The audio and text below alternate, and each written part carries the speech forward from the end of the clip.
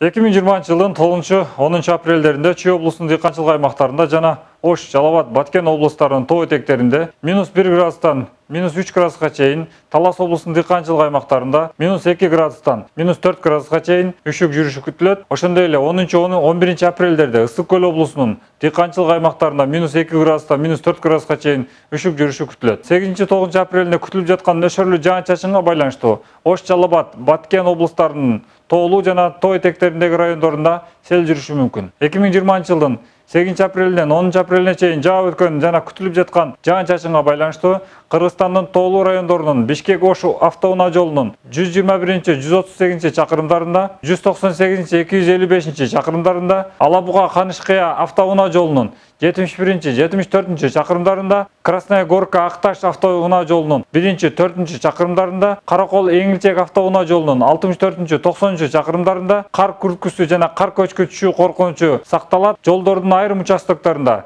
тайгак болуп, муз тоңот. Унаалардын ортосунда 500 метр аралык кыймыл чектелиши зарыл.